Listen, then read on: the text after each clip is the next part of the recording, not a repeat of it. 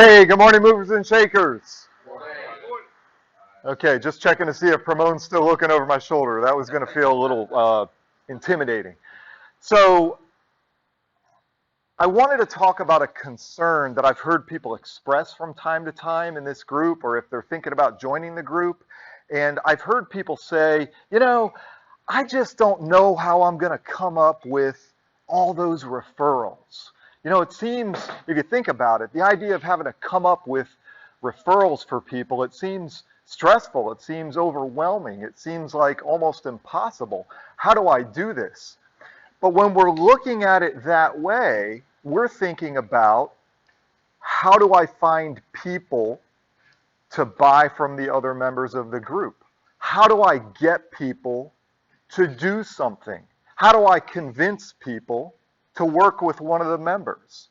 See, we're putting a lot of stress on ourselves when we think about it that way.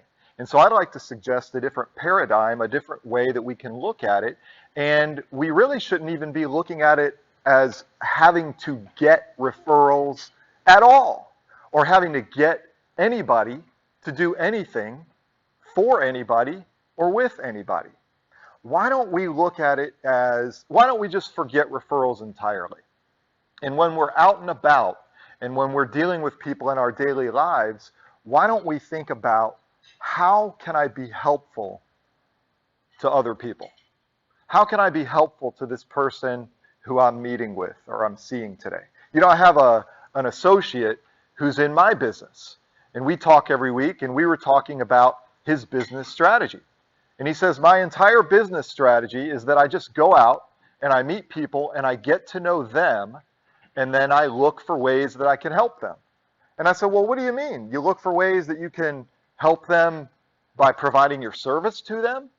And he said, well, maybe, but it's not just that. I'm not looking to provide my service to that person. I'm looking for any way that I can help them. And sometimes it means that they need my services. And sometimes it means something entirely different. If we think about the ways that we can help another person, sometimes just listening to somebody helps them. Sometimes giving them an encouraging word. Maybe giving them advice based on our experience.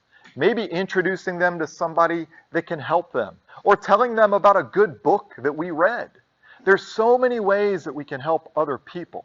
And when we start thinking that way, we take a lot of pressure off of ourselves, and we create relationships that are meaningful. And I'm inspired to do this because if I look back at my life, so many people have helped me. So many people have given to me, and they haven't wanted anything in return. And it makes me very happy to want to be helpful to other people. And guess what, folks? Sometimes when we're doing that, what it means is that it means that we're connecting two people who can do business together. And so when we do that, we can be solving two people's problems. When I make a referral, I'm solving a person's problem. They have a need.